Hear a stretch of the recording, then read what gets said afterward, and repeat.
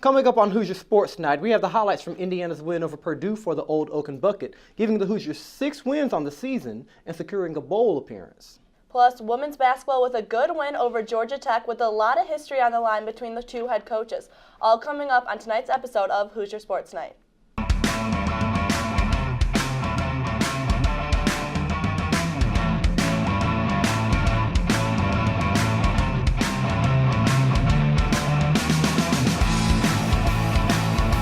Welcome to Hoosier Sports Night. I'm Jacques Rozier. And I'm Carly Murata. And Jacques, big week for the Hoosiers. The Indiana football team is going to a bowl game for the first time since 2007, and we will find out where on Sunday. Yeah, I mean, all scenarios aside, the Hoosiers could have backed into this bowl game with 5 wins, but there's nothing sweeter than getting a win over Purdue and getting 6 wins on the season, guaranteeing a bowl berth. Let's get to the highlights. Indiana and Purdue in the 118th meeting for the Old Oaken Bucket. The Hoosiers haven't won 3 games in a row in this series since 1947. Just under 10 minutes to go in the first quarter, Hoosiers just outside of the red zone, but Nate Sudfeld puts the 23-yard pass where the man in black can't get it. It's only from Mitchell Page. Hoosiers up 7-0.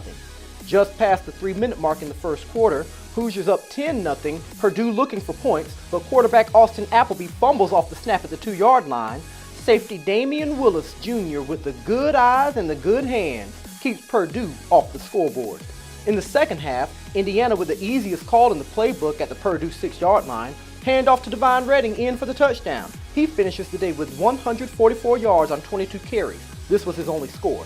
Nate Sudfeld spreading the points around. This 15-yard pass caps a 99-yard drive. Simi Cobbs putting 7 more on the board for the Hoosiers. Devine Redding getting 27 yards on this play thanks to the flat feet of a Boilermaker. Hoosiers miss a field goal on this drive though, but it's not going to hurt on the scoreboard.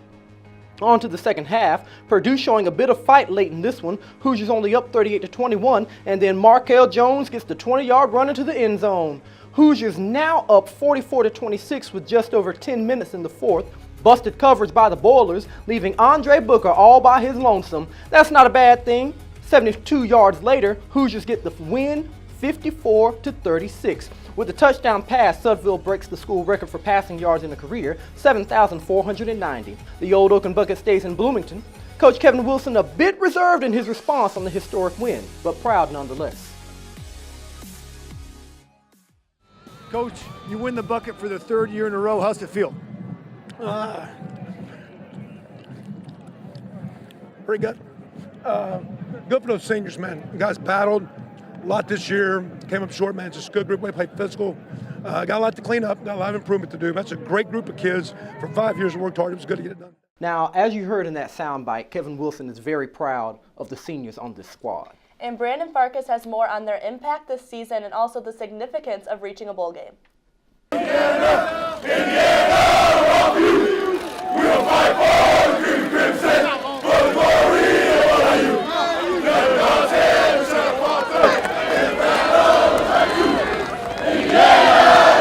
It's been a roller coaster of a season for the Indiana football team. It began with a perfect 4-0 record, followed by 6 straight losses in Big Ten conference play. But with a victory over Purdue this past weekend, the Hoosiers are feeling the fulfillment that comes with reaching their season goal of bowl eligibility. It means a lot. This is why we came here. It's still, looking back on the season, still a little frustrating because we feel like we could have a lot more wins. But at the same time, ultimately we made it to the postseason, or at least are bowl eligible, which is, a huge accomplishment for this program. This is the first time the program has been eligible for a bowl game since 2007. Despite the month-and-a-half winless streak, wide receiver Mitchell Page said the team never got too low or discouraged. He believes they had the confidence to keep fighting, as the Hoosiers roster is filled with players that are resilient. Yeah, some things didn't go our way, but we knew that we were playing really well, playing some really good ball. Knew that it was coming, definitely knew it was coming. So we just keep pushing, knew we could win games, could win any game we play in. So we knew it's important to just prepare every week. They had chances to give in, chances to listen, chances to doubt, but they didn't. The way they kept battling against those teams just gave me some confidence. We had some things not go our way, our own fault. But the way those guys kept battling just told me that there was a lot of buy-in. Coach Wilson was especially proud of the team's seniors. This group of seniors was Wilson's first recruiting class, and one that he believes did all they could to turn the program around. But really, I'm just proud of the seniors and thankful for them. And I think, to me, it's more about them than me or the coaches. I'm just proud of those guys as seniors, those 4th and 5th year guys, that now they get to me, they had already done a lot, win, lose, or draw. And they had a high esteem in my world, no matter the outcome of the day. I'm just glad we get a chance to spend a few more weeks together. We all came in together, so it's really cool. Just been waiting, biding our time. It's really cool that some success is coming to a lot of these guys. Just a really cool group of people. Indiana's last postseason win came in a 24-0 shutout against Baylor in the 1991 Copper Bowl. A victory this upcoming month will only solidify the memory of this team and its seniors in Bloomington for years to come. From Ross-Ade Stadium, I'm Brendan Farkas, Hoosier Sports Night. Staying with football, the Hoosiers set a school record as 12 Indiana football players were recognized by the Big Ten. Some standouts included Griffin Oakes, who was named the Big Ten Kicker of the Year and First Team All-Big Ten. In addition, redshirt junior right guard Dan Feeney and junior running back Jordan Howard earned all Big Ten honors. Senior left tackle Jason Spriggs was a second-team selection, and senior quarterback Nate Sudfeld finished as a third-team honoree. A trio of first-year players were also recognized on the All-Big Ten freshman team, which was announced on Wednesday. Safety Jonathan Crawford and offensive guard Wes Martin were selected to the freshman team, while tight end Brandon Nite received an honorable mention. Crawford leads the Hoosiers and all freshmen in the conference in interceptions with 3 on the year. Martin appeared in all 12 games at left guard for an offensive line that tops the Big Ten and ranks 11th nationally in sacks allowed. It's been a rough couple of weeks for the Indiana Hoosiers on the hard court, only getting about 3 wins out of the past 5 games, losing to UNLV and Wake Forest and Duke as well. I mean, the ACC seeming to be a little difficult on the schedule for the boys. They're able to score, they just can't prevent other teams from scoring. Yeah, defensively last night, Thomas Bryant and Colin Hartman both played 26, 27 minutes and both came up with 0 rebounds. So it's going to be pretty hard to defeat Duke when they both cannot rebound the ball. Defensively, it's still been a struggle for the Hoosiers. They actually shot pretty well last night, but if you can't play defense, you're not going to win a game. Well, hopefully the boys can get something on the defensive side, because no one really questions whether or not they can score points, but at some point you do have to stop the other team from winning. We'll see if they can get it done against Morehead State on Saturday. It's a 7 o'clock tip-off in Assembly Hall. A pair of IU basketball greats headlined the 55th men's induction class for the State's Basketball Hall of Fame.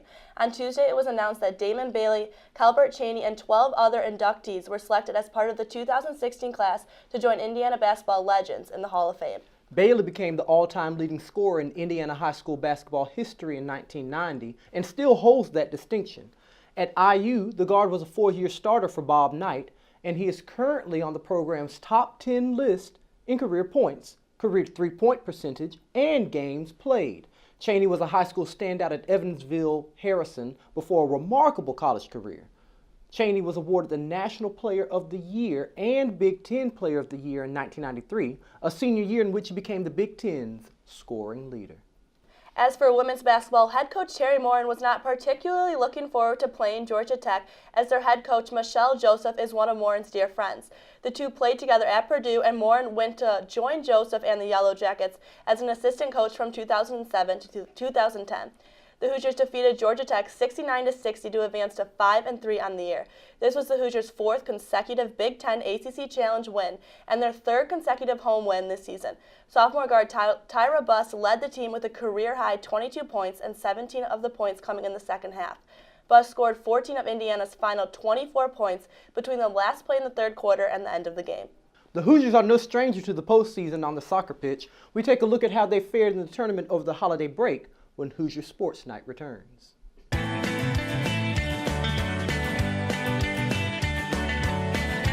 After suffering a season-ending injury in late March,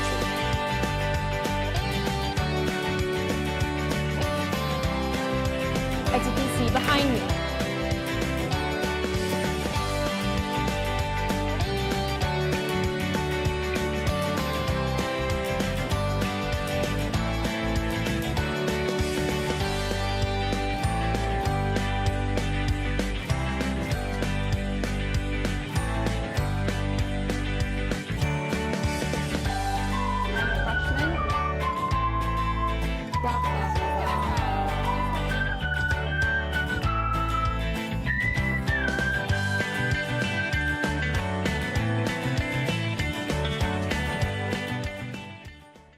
Men's soccer ends a historic season on the road at Wake Forest, who's the #1 seed in the tournament.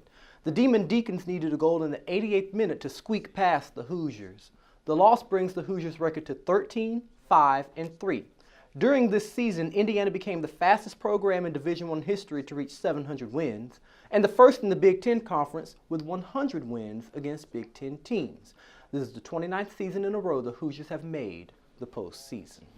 As for volleyball, they played host to #4 Minnesota last Saturday, which was also a special night for the Hoosiers as they honored their 5 seniors.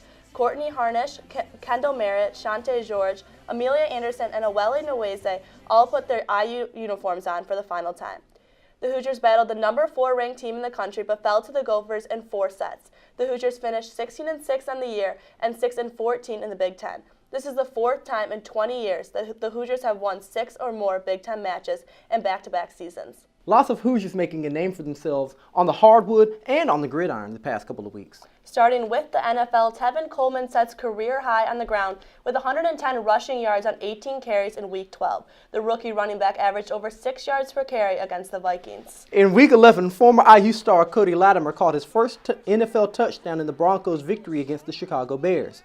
He finished the game with 2 receptions for 22 yards. This past weekend, Latimer created a spark on special teams by creating a turnover on a Patriots punt return. The Broncos wideout jarred the ball loose from rookie returner Chris Harper as he was bobbling the catch. The Broncos recovered the loose ball, which gave Denver a short field to score quickly. Latimer's hit shifted momentum as the Broncos offense scored 17 straight points in the 4th quarter.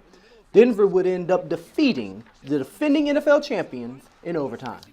And on Thanksgiving Day, Bears cornerback and former Hoosier Tracy Porter picked the perfect time for his first interception of the season. The interception came with less than 4 minutes in the game as the Packers were driving the field for the go-ahead touchdown. On 3rd and goal in the final moments of the game, the cornerback came through with a huge deflection in the end zone. As Porter led the Bears to a victory, his 4 pass deflections is the most by a cornerback facing Aaron Rodgers in a single game. Moving on to the NBA, Victor Oladipo is playing his best basketball of the young NBA season after averaging over 18 points and 5 rebounds and 5 assists in the last 4 games. The guard has been serving as the Magic's 6th man, but the switch has been paying off with 4 straight wins. Oladipo was nominated for the Eastern Conference Player of the Week after the impressive previous games. Cody Zeller is expected to start for the next 2 to 3 weeks in place of the injured Al Jefferson. The 3rd-year player will likely see a fairly significant jump in playtime as he continues to find his true role in the NBA. Zeller is averaging nearly 7 points, 5 rebounds, and 21 minutes per game through the first bout of the 2016 season. And that's all for Hoosier in the Pros. The IU rugby team already secured an automatic bid to the College Rugby Championships in the spring, but the goal for the fall remaining undefeated. The Hoosiers had to make a stop in North Carolina for a headlining match against Kutztown Rugby. Jacques Rozier was on the sidelines for a crucial match to end the season. The loyal sons of Old IU on the pitch for the last game of the fall season, a match against the Kutztown Golden Bears standing between the Hoosiers and a perfect record. Slow start to the game by the Bears, the Hoosiers holding a one-man band early in this one, a kick from Teddy Terrazas, and then he gets a try, the following conversion, and a second kick on the night, scoring the first 13 points the Hoosiers put on the board. Still in the first half, Hoosiers up 13-7, and the Golden Bears finally waking up coming out of the breakdown. The fullback right there on the catch gets past a Hoosier defender and slides the try in the corner. Conversion good. Kutztown now leads 14-13.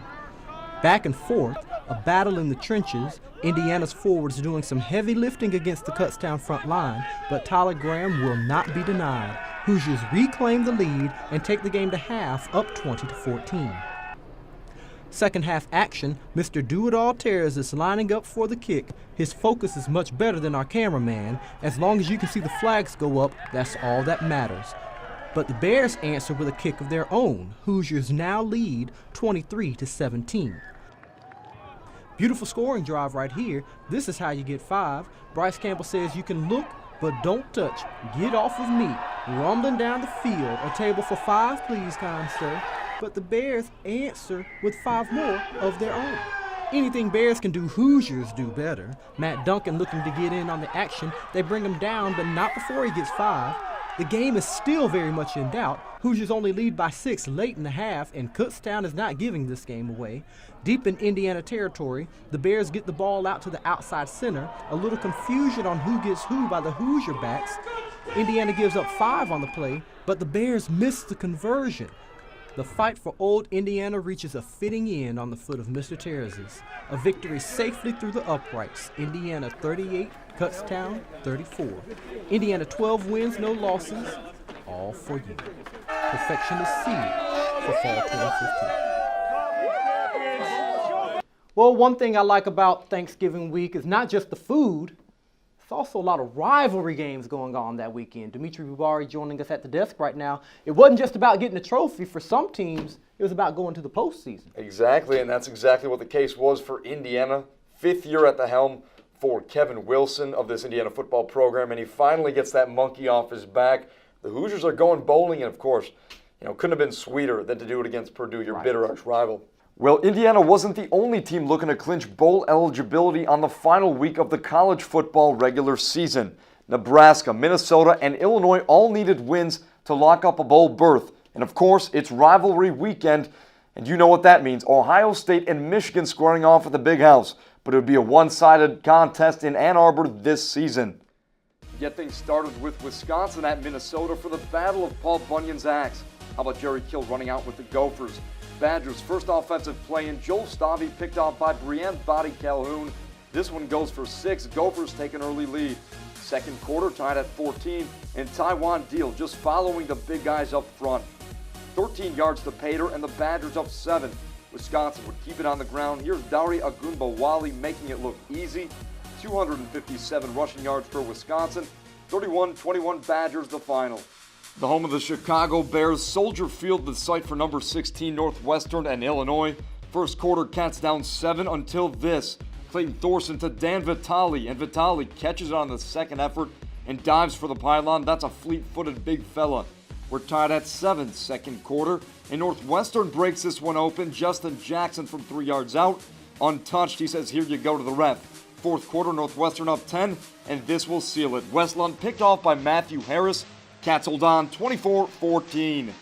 Senior day in East Lansing, Connor Cook back from a shoulder injury. Spartans opening drive, and Cook off the play fake. To R.J. Shelton, beautiful pass, 29 yards. Michigan stayed up early. Cook's all pumped up. Late second, Riley Bulla gonna strip this one out. Demetrius Cox scoops it up and scores 77 yards later. Cox going from one end of the field all the way to the other. Take a look at that. All right, now watch this. Third quarter, Cook to Aaron Burbridge, and Burbridge spins off not 1, but 2 tackles and dives into the end zone. That's the Big Ten's leading receiver for you. Spartans make a statement, 55-16 over Penn State. Number 4, Iowa already locked up the Big Ten West at Nebraska early second. C.J. Beathard rolls out and finds George Kittle in the back of the end zone. Iowa on the board early. 4-point game in the third until Jordan Kanziri does this. See ya. 29 yards, Iowa up 21-10.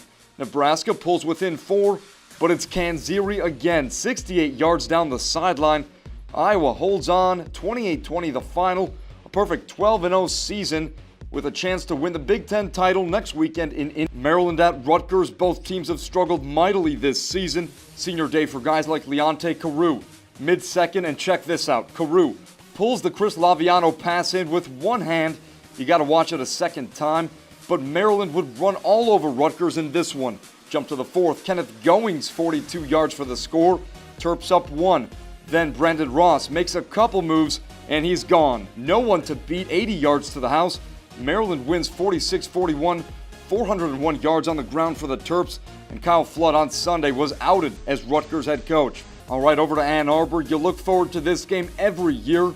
Ohio State coming off that heartbreaker last week against Michigan State.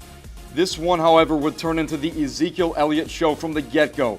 Feed the beast, 66 yards to the Michigan 10-yard line. And then 2 plays later, it's J.T. Barrett. He keeps it himself and fights his way in. Buckeyes up 7. Barrett all smiles on the sideline. Second quarter after a Michigan field goal, and the Buckeyes are back in business. This time it's Elliott from 5 yards out. Urban Meyer loves it. 14-3, but here comes Michigan. Jake Rudock to J.U. Chesson. Chesson dives for the pylon, and we've got a ball game, but it wouldn't last for long. Third quarter, and how about this snag by Jalen Marshall? Barrett puts this in a tight window. What a catch. Buckeyes up 21-10. And how about Elliott again? He said he wanted the ball more, and the Buckeyes gave it to him. It paid off. 214 rushing yards and 2 scores on the day for Elliott. Ohio State wins the 112th matchup between the two, 42-13. Buckeyes up to 6, and Michigan falls to 15 in the playoff poll. And looking ahead to championship weekend this Saturday, plenty of playoff implications on the line. Iowa and Michigan State facing off in Indianapolis for the Big Ten championship game. 4 of the top 5 teams in the college football playoff poll are slated to play this weekend, so it should be a fun one. And then on Sunday, we find out where Indiana is going to be playing in their postseason contest. And I know everyone's excited about that. Right now, predictions have us in New York City for the Pinstripe Bowl, so we'll find that out on Sunday. And in addition, the men's basketball team plays on Saturday against Morehead State at home. So remember to follow us on social media at IUSTV Sports. For Dimitri Mubaris and Jacques Roger, I'm Carly Murata. Thanks for watching.